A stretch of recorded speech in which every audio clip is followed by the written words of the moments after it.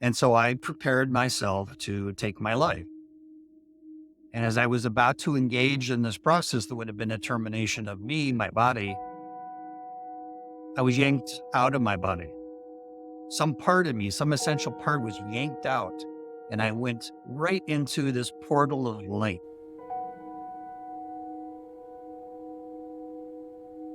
My guest today is Kevin Jeffers. Welcome to the show, Kevin. How are you?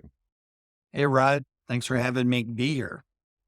Well, it's my pleasure, and thanks for reaching out too. So I understand that you had an NDE some time ago, and you've had a number of other experiences as well. So would you like to give us a little bit of background and tell us what happened? Before I jump into the near death experience, I would say that I've been experiencing unusual things ever since I was a young child. And that regard, I would see energy forms when have a remembrance when I was 5 of seeing very colorful geometric forms shaping in front of me when I would go to sleep at night, just before just, just before I went to sleep. And it was entertaining as a 5-year old, just move your hands around and everything, all these geometric shapes would take whatever form that I was doing with my hand. And then I realized that something unusual was going, but I didn't know that until I got older. When you're young, you just don't think about these things. They occur, and then that's that. Yeah, you But think what, everything's normal when you're young, don't you? Like it doesn't matter what it is yeah, because you've got nothing to compare it to.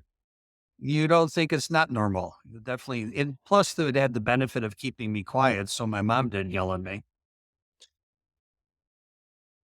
So this went on for a while, and then it's like I hit a pause in seeing energy. I call it seeing energy. In hindsight, looking back over my life, I said, well, definitely you were seeing energy shapes. You were seeing energy. I took a pause as I went through, elementary school, high school, and then it started again. When I was in college, I started seeing these forms again, but they were more articulated. I'd be talking to somebody, a friend or an instructor, and a massive cloud of color would come between us.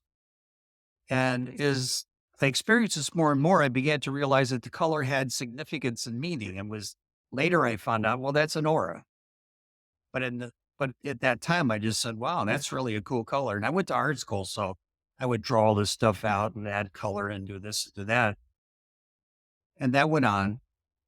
And then I joined a group called the ARE, the Association of Research and Enlightenment out of Virginia Beach, the Edgar Casey people.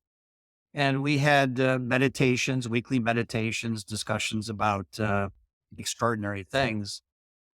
And I met a guy who was doing past life regressions. Now, in those days, there were no past life regression hypnotists. There were hypnotists who tried to have people experience a past life, but they were very much in the minority. So I thought that was very interesting. That was good. And then I went to visit him, laid down on his couch, and he went into his hypnotic routine, which in his version was a countdown backwards from 100. So I was going 100, 99, 98, and by the time I hit 92, I was gone. I felt myself lifting out of my body, went through his roof, the ceiling, and out through the roof, and then fast forwarded to a location that I thought, well, this is just interesting. But then suddenly, I was in, I was on a ship, and the ship was full of Vikings, and the Vikings were approaching a battle with more Vikings. And probably know from history, Vikings were not a very sociable, nonviolent society. Everything was about plunder and so on and so on. But I was very young. I was about 17 years old. I knew that at the time I was very young, and my brother was the captain of the ship, my current brother. So he sends me on top of the mast. He said, well, be the lookout. But, I understood that it was stay out of trouble and get out of the way. Go up the mast. No, I was going to split your skull up there. So I was watching the battle and having a great time. And remember, this is all in the regression that I'm experiencing this vivid, extraordinary time. And then I felt a thump in my chest, and it was a spear. And I looked over and I said, "That's a problem," and died. So I've always had a birthmark on my chest. And I went to the hospital and I said, "Now, is this a birthmark or is this an indication of a bigger problem?" And the doctor was very concerned because it had some kind of shape or color or whatever they look at. Said, "Let's take an x ray." And they went in, we did a male mammogram. In those days, it was x rays. There was nothing else. And he said, "No, that's a birthmark. Don't worry, you don't have cancer." So I had the birthmark. I still have it. It's exactly in that spot where where I recreated that life or experienced that life, depending on how you look at it. And I use that for myself as a bit of evidence that either I dreamed up this extraordinary event. Remember, it's the first time I've done this, so I was in a high state of doubt. And then I just kind of settled into it and I said, "Okay, well, that's a past life." And then I went back to see the hypnotist a couple times. I experienced different things, different lifetimes. One time I went with a girlfriend, and it turned out we had had this wild, hot relationship in the French period during the 1700s. She liked that. I thought it was a little too much. But anyhow, this would continue. And then I took a trip. I just felt this impulse. At 18 years old, you don't want to hang out around the house. So I went to Greece and I felt this strong attraction to Crete, the island of Crete. And while I was there, I looked around, I saw things, and then I felt this impulse to go to this place that I always knew was called the Prince's Palace. And I didn't even know there was a Prince's Palace, but sure enough, I talked with someone. I said, "Yeah, it's down the road there."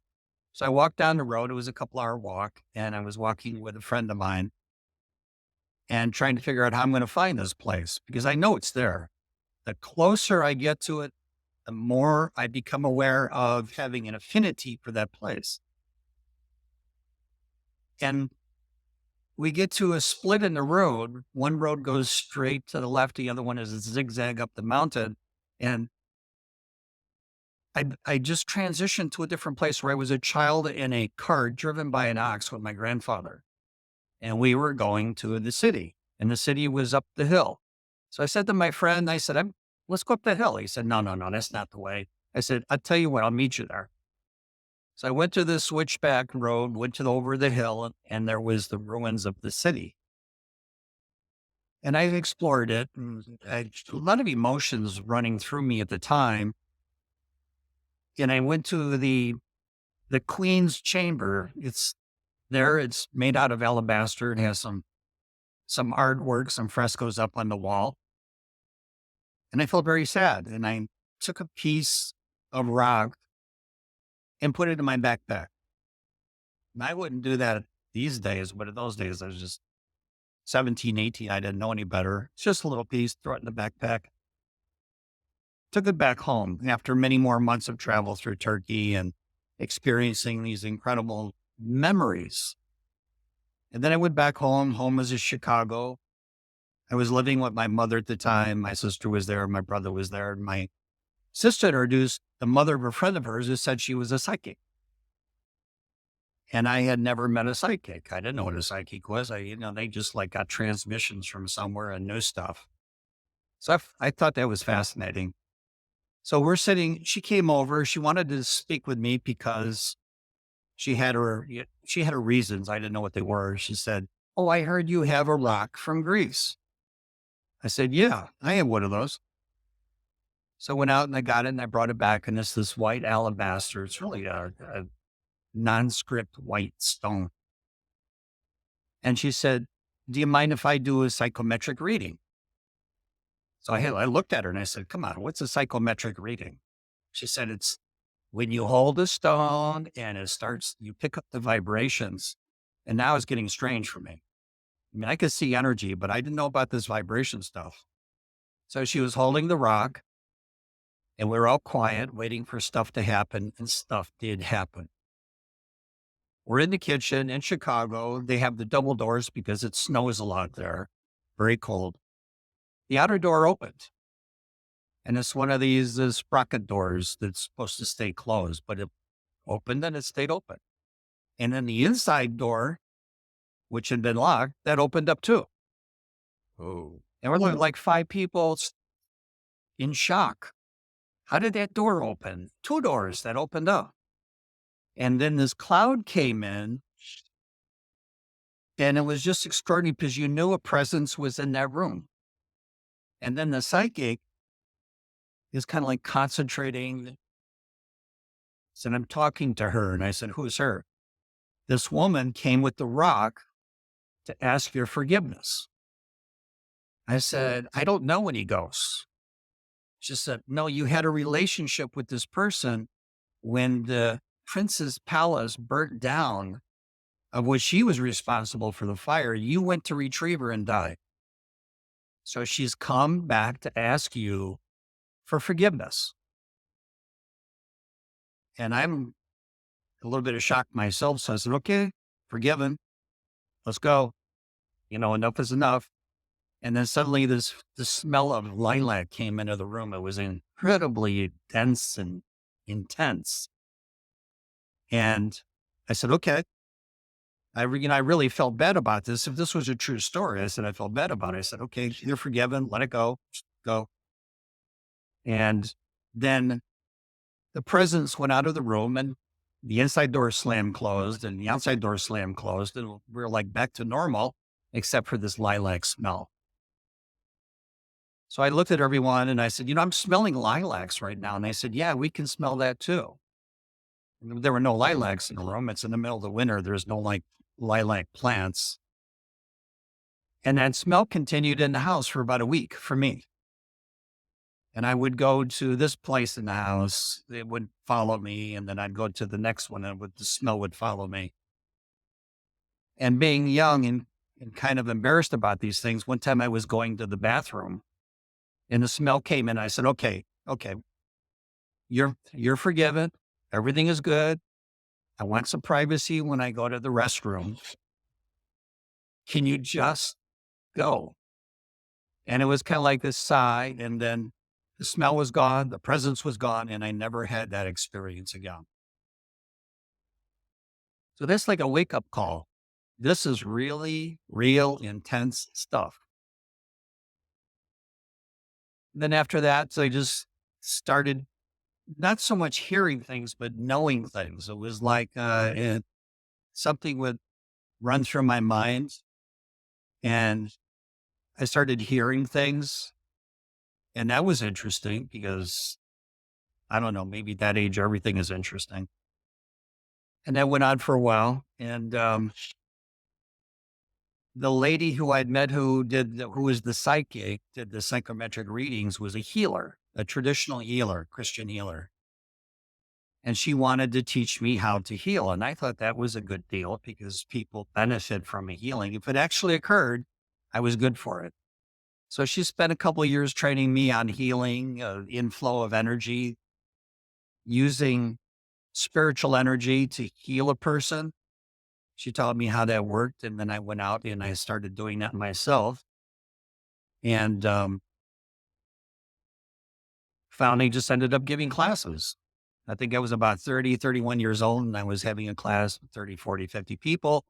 We would talk about these kinds of things. We'd talk about healing, and it was all interesting.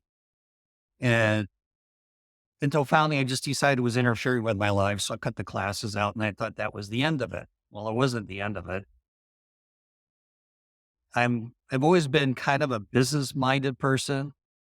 I own a number of companies that I started. I'm inclined in that direction, but all my degrees are in art and sculpture and painting, drawing, and all these kinds of things. So it was kind of like a balance, big reader. And I started reading more and more about spiritual things, psychic things, the old, like the Theosophical Society, Rudolf Steiner, Andrew Ford. And it was just like an accumulation of data that went on and on and on. And then one of my businesses failed, and it was actually my key business. And like overnight, I was broke, and I had a family and I had kids, and I got just depressed and more depressed. And it was like that circumstance was pointing to me and saying, "You're a failure. You're terrible. You lost all your money." And I was feeling worse and worse and worse. And I really didn't understand the the effects of depression on your self-confidence and your life view. And I wanted to end it. I wanted to end my life. I was tired of the depression. It was just, Mm. it was too much. So I got to the point where I was going to end my life. And I think when you're in that stage of depression, you're really not thinking things through clearly. You just enough is enough. And I didn't have medication. We didn't know about medication at that time. And so I prepared myself to take my life. And as I was about to engage in this process that would have been a termination of me, my body, I was yanked out of my body. Some part of me, some essential part was yanked out. And I went right into this portal of light. And in those days, there were no tunnels and there were no entryways. And there, at least for me, there was nothing. It was just a portal of light. And I got right up and got to look inside what's on the other side of the light. And it was beautiful, colorful, vibrant. People were having a good time. I was not having a good time, but they were having a good time. And then this bright white figure stepped in front of me and held out her hand. It was a she, a female, held out her hand and kind of pushed me on the chest. And I went slammed right back into my body. Now, the interesting of effect of that was the depression was gone, the self doubt was gone, the resolution to continue was there, and I never had that experience again. Wow. It terminated it right there on the spot. So even in the worst circumstances and the most difficult in my business and my personal life, I never had that depression come back, which was a relief because it's not good. Depression is not good. And I have no interest in doing anything as radical as ending my own life. That just went out the door, never came back again. So my life went on and I just, the intensity of the healings and the seeing things and the experiencing things increased. And I'd feel this impulse to go to some city, like Rome is a good example. I just knew that I had died in the Colosseum as an early Christian. And I went there and I could see it all again. I could see what had happened. I could see people being killed. And then I reached the point where I saw myself being killed by a lion. Wow. And I was with my sister, my current sister, who got scooped up with me, and she died, and I died. And it's just all very emotional, very dramatic thing. But then the impulse was released when I re-experienced the event. And I've traveled all over the world many, many times. Spent a lot of time in Asia, 30 some years in Asia. And everywhere that I would go, I'd feel this impulse to go was like what I would call a recovery of some aspect of myself. And I didn't know what that was about, but now I know that when we die, we pass on, we leave an energy, we leave some part of ourselves behind in our physical bodies. And I would collect that missing part and I would pull it back into my energy field. And every time I did that, the impulse to go that place was ended. But then I would feel myself more complete. And I've done this for a long, long time, been to many places. And now I'm kind of at the end of the road and I'm realizing, well, I pretty much have gone everywhere I wanted to go. I've got a couple more places I want to go, but that's it.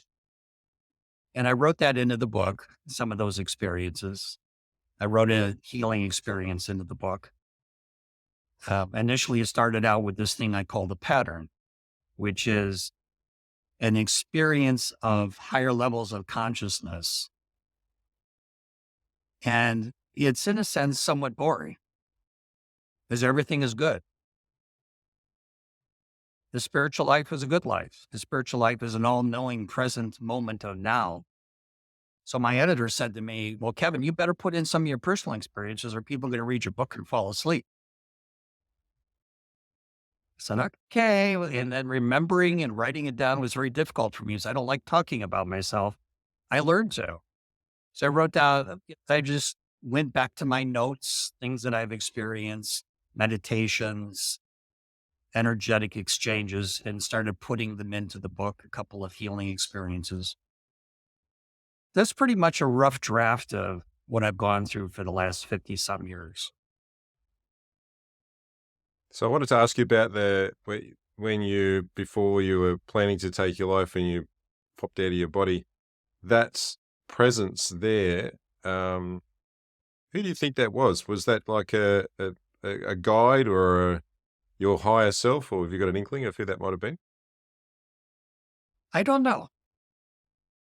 I think I didn't care at that point because I was out of my body and it was like, I'm talking with you now. Was that real? Mm, Then when this figure put their hand out and stopped me from entering into the light, I was very disappointed, very distressed about that because I liked that place. It was gorgeous. It was like, getting a first class trip for a couple bucks. And so, no, I never identified who that was. I didn't have a guide. I didn't have like an angel next to me guiding me into the light. I went and it was just a thought and I was there. But what I did notice, and this took a while for me to put this together, was that when I touched the light, it changed me.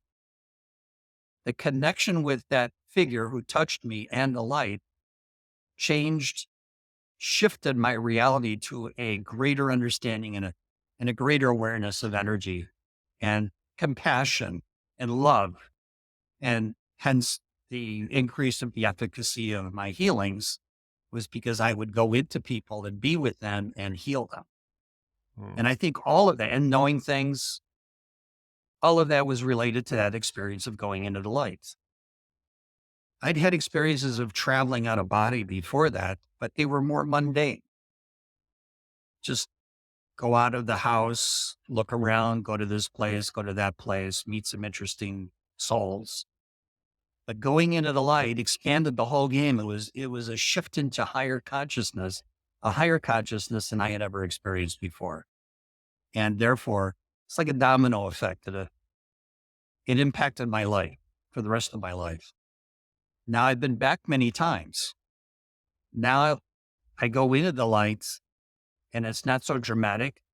I don't have to do things to myself to get there. I don't have anyone stopping me from going there. And it's now a deeper familiarity with the light, which is spirit. The light is a high frequency spiritual expression. And I've met people that belong to my soul group, as I call it, my total self. And it all started with that, the higher experience, the more impactful experience started when I went to the light. And I can't say I went into the light as many people with NDEs have said, I went into the light. I met the family. I met my spirit guides. They showed me what a screw up I was in life. No, I didn't have that. I just was kicked out. yeah, I've just spoken to a few people that kind of, it's almost like a threshold. For them, that was as far as they were ever going to go, was to be able to see, but not actually enter. And for others, there's an entry point. Yeah, it's like on Star Trek, and they put aliens into this room, and you can see through it. It buzzes when they touch it, and they can't get out. There was a barrier between me now and me there, me here, me there. I call it. Hmm. I differentiate between the me here and the me there because it's a different expression of energy. I'm not at the point in my life, and I have a feeling I'm never going to achieve it, where I am in a constant state of spiritual reality. It's like the ocean and the waves and it flows, it hits highs and it hits lows and it hits highs. And depending on how much wind there is or a storm affects that experience. Mm. After your first sort of encounter with the light, did that impact on how effective you were as a healer after that? Oh, absolutely. Because then I could see what I was feeling. I could see what I was experiencing. It wasn't like sticking your finger in a little vibrator and, you start buzzing. No, I would see the energy. I would see what was happening. And that was the difference. So when I would work into a healing with someone, the energy would come through me out of my hands and into their body. And I could see the effect that it was having or no effect. Not everyone can be healed. There are restraints on the healing process. I would chalk it up to karma. It's not your time to be healed. You're not allowed to be healed, or you're there to learn something. It's all about learning. When I've gone back again into the light, and I finally did find a spiritual guide, which I was relieved because everyone was talking about it, would look at me and say, "What did you learn?"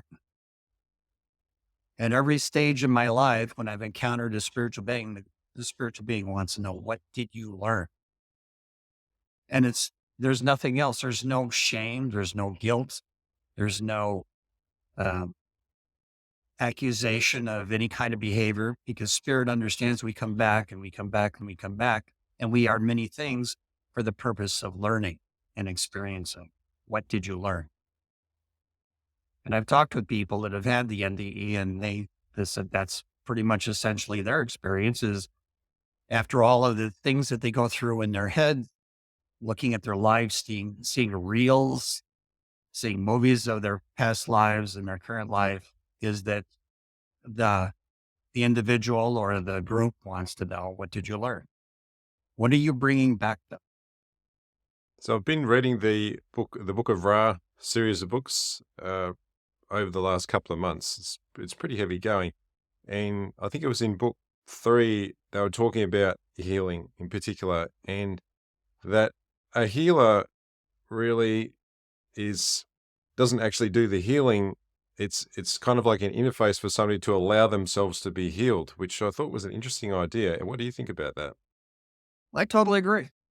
Well, we have an innate core of energy that we can use to do some healing, but it's the more simple version of healing. I've dealt with people that have had some very bad life-threatening experiences that I could feel this spiritual energy. I like to call spiritual energy. 'Cause I really can't describe it as anything else, but it's energy and it comes through me, moving into a person and healing them. And I take no credit or responsibility other than to be the available channel for that energy. So speaking of channeling, have you has channeling something from the other side, either messages or impulse, has that ever occurred with you? Is that something that you've explored in your life? Mhm. I've gotten not messages like we're talking now. Some people say, well, someone was whispering in her and telling them things. No, not like that. Mm. I just know things. I see the shape of energy and the knowing of the thing, but I'm not being talked to. I'm not having some spirit lean over my shoulder and whisper the secrets of the universe. I just know when things in my life are happening, and I tend to know how things are going to turn out. It makes for some interesting betting.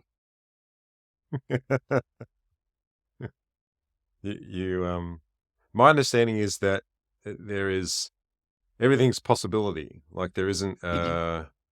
and there's a certain amount of momentum that gets going towards certain outcomes, and the more, like if we talk about sort of outcomes for humanity, the more sort of momentum, the more people that are sort of behind that particular outcome, then the more likely it is for it to occur.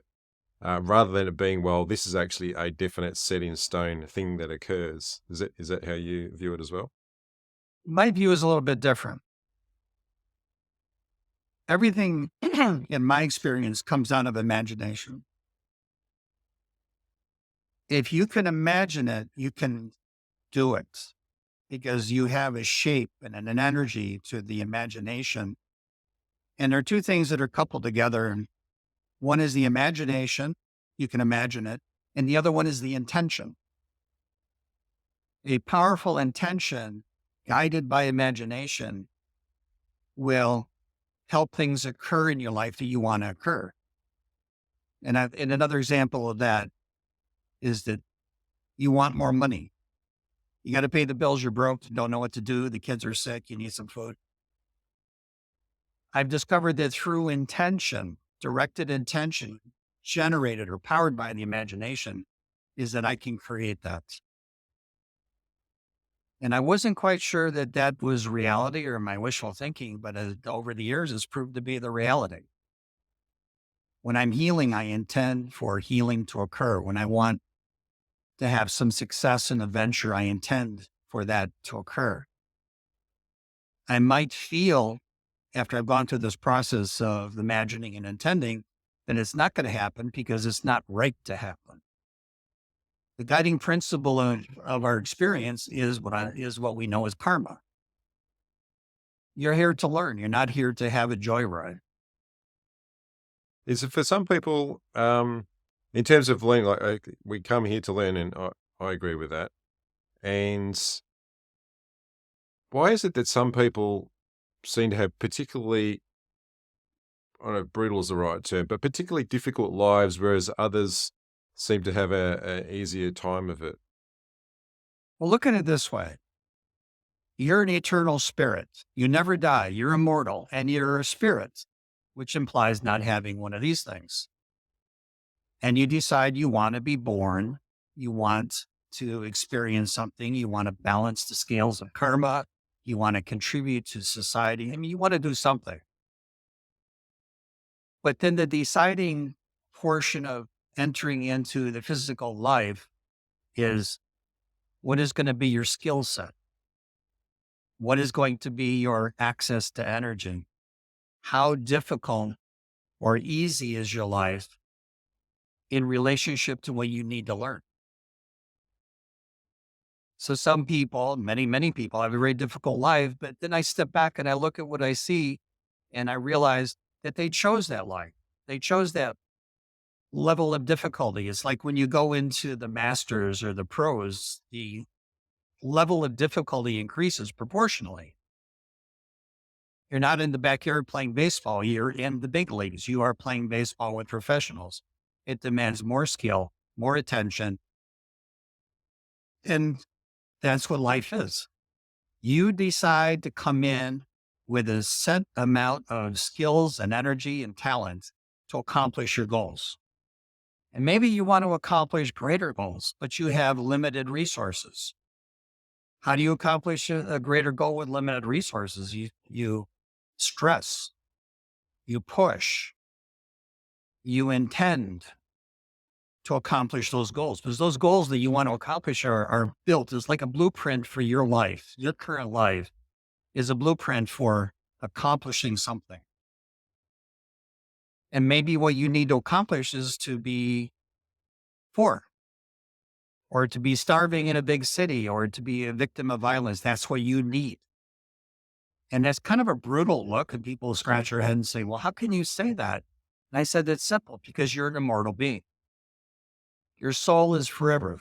When you go into the higher levels of consciousness, nothing can touch you because you're a creator. And then when you come to earth, you're not a creator anymore. You've just entered into the predator world. You have to survive. You have to eat. You have to find shelter.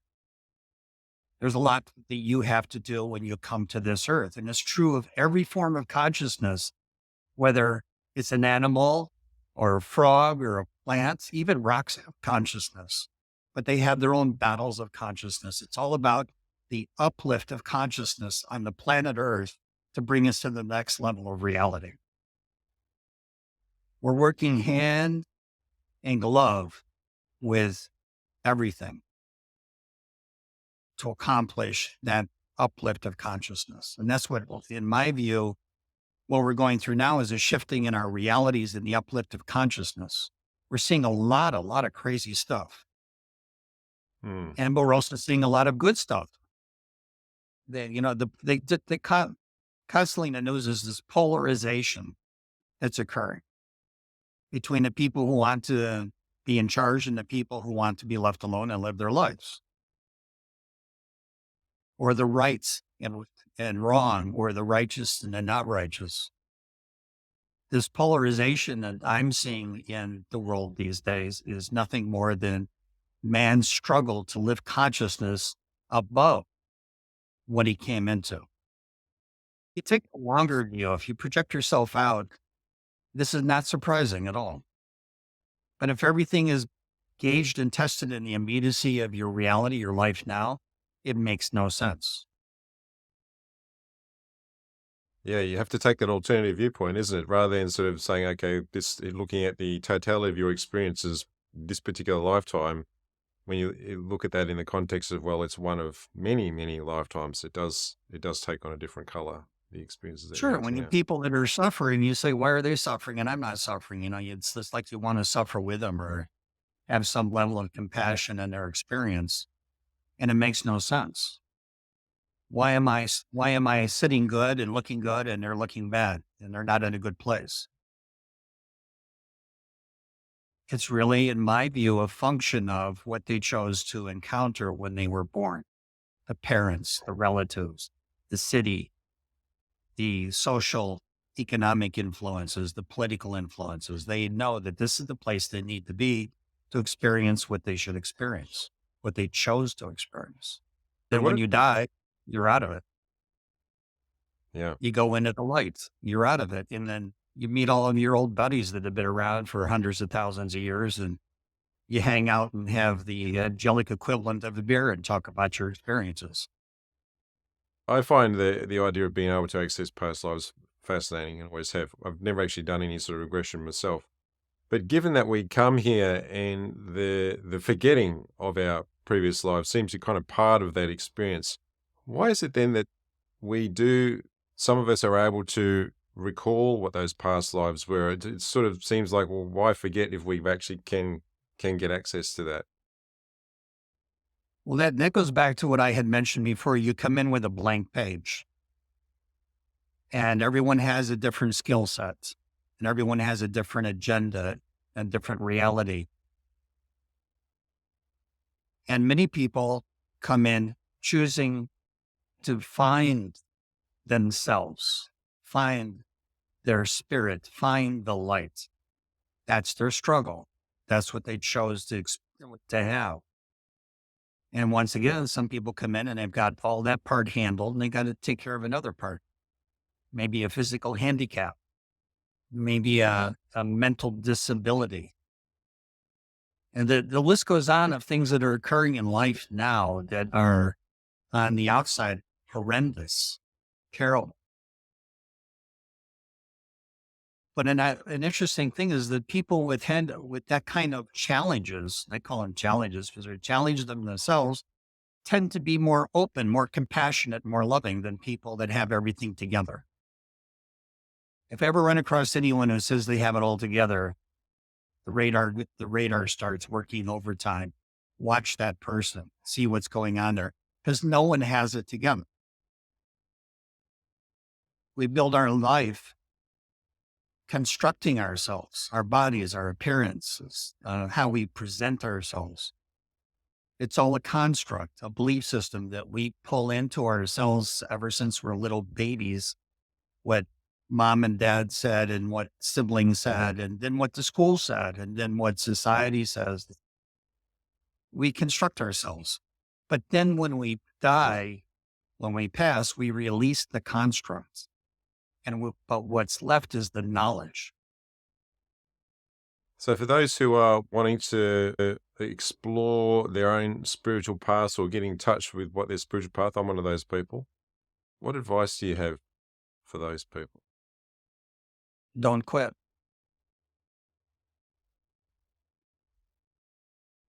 So, when you say don't quit, you mean like don't give up on life, or don't give up on that things can actually improve for you? Don't give up on the things that you feel you need to do. Don't give up on life because you're just going to be slammed back again.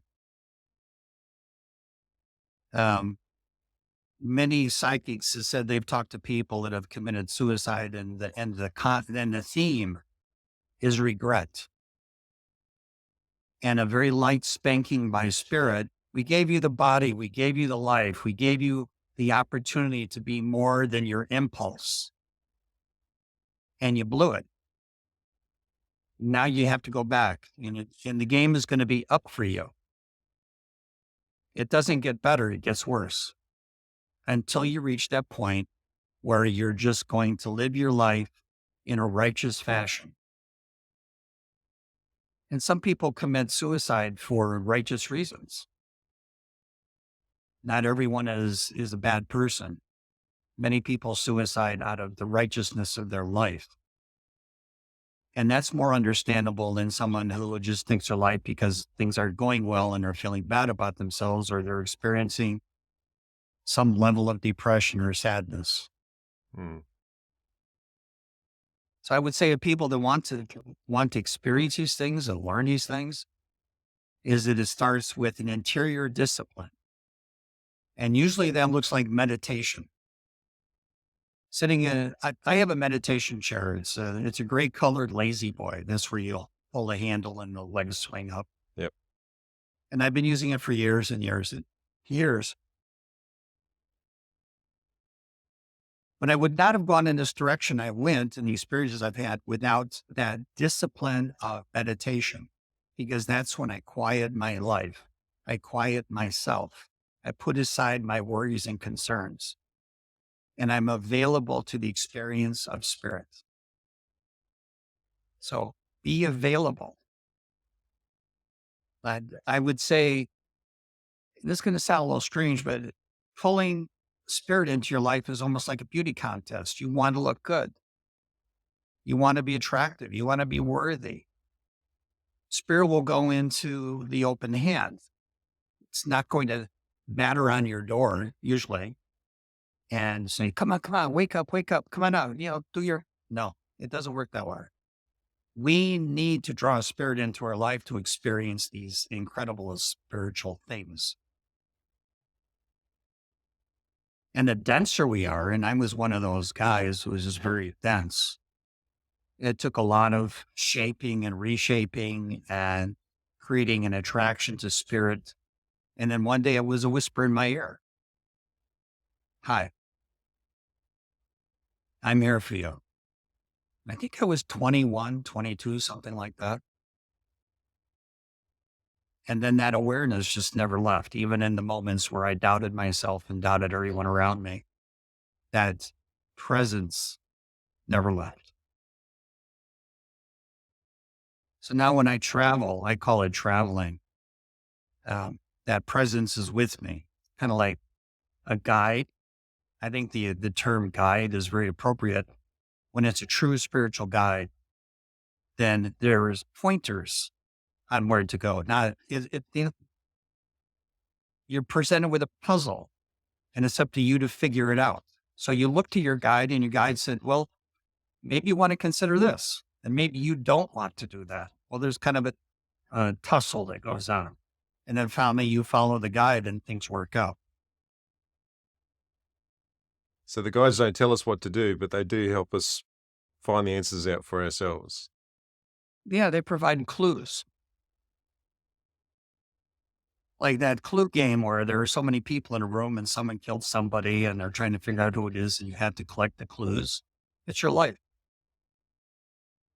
Your life is about collecting the clues to find the direction you need to go. And in the process, you expand your potentiality, you expand your energetic field.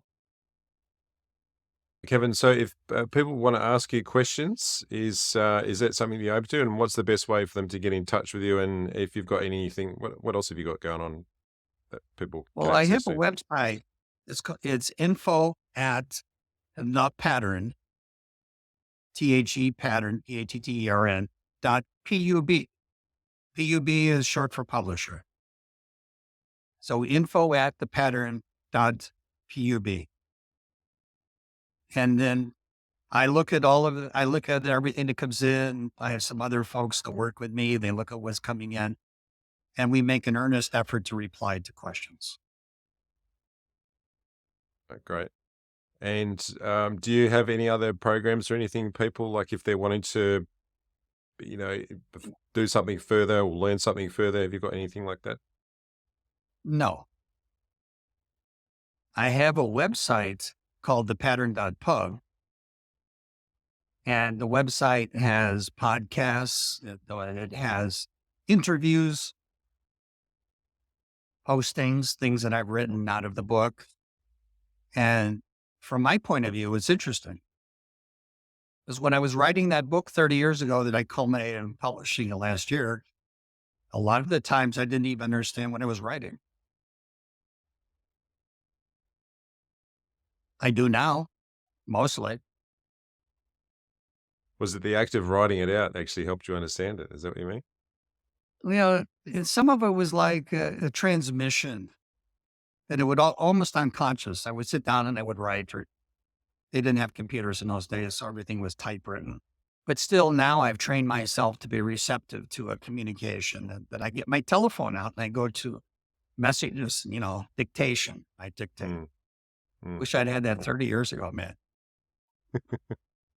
I can't remember the name of the author. It was he wrote The War of Art. I think it was like the reverse of The Art of War, The War of Art. Chenzo. Yeah. Yeah, I forget what, but he was an author who wrote this book, and in his view, that was what writing was. It was really didn't come from him. He kind of like was a conduit for what it was he was writing.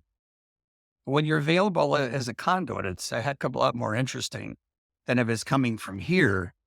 But when it's coming in through here, it gets really interesting Mm, mm.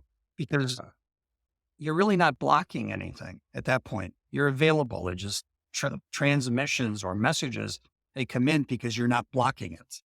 mm. But when you're sitting there with a piece of paper in front of you and you try to remember a conversation or create a dialogue or some kind of action, it can be very difficult. Yeah. Stephen Pressman was the one I was thinking of. That was the author. Yeah, he was writing about his experience of writing and how he went like 30. He's a very, very successful author now, but he went through a space of 25 years where he was just hopeless, and finally he's Yep. kind of realized, well, to stop trying to produce it, just allow it to sort of flow through. So I've always remembered that message, and it's something I try not to prepare too much or try to sort of control things too much, just kind of let them flow. It doesn't always work, but yeah, I find it's It useful. probably works sometimes. Oh yeah, And it's yeah, probably more interesting than if you were making it up. yeah, yeah, and it's much more enjoyable too, being in that You sort know, of state of flow. All right, have you got any final message that you wanted to leave people with before we wrap our conversation up today? Yeah. yeah. And the message that I've been developing and having these talks is that the first one is don't quit. Never, never quit in your effort to seek out spirit. And the second thing is that life is interesting. It's not boring. If you have, if you have a boring life or what you consider boring, then probably it's time to remap your life. Because unfortunately, we have so many years in which to fully express ourselves and learn and move on. And then it comes to an end. So while you're here, and if you have an impulse to heal or you want to become a transmedium, whatever it is that appeals to you, be available to that. Because closing that door closes off who you are. You're a spiritual being, encased or inside of a physical body. This is the vehicle. This is the tool. That's all it is. You are not a nothing. You're not impervious to spiritual influence. So don't ever quit trying. You are more than who you think you are. That's another piece. You're more than who you think you are. I've thoroughly enjoyed our conversation today, Kevin. This is really good. I feel like sometimes I'll have these conversations and they're just like they were just made just for me. But I think a lot of other people will get something out of what you've said today as well. So I appreciate you coming on the show. Well, thank you. Thank you. I enjoy talking about these things sometimes. You created an environment for me to discuss these things, which is very safe. And I appreciate that. It's been my pleasure.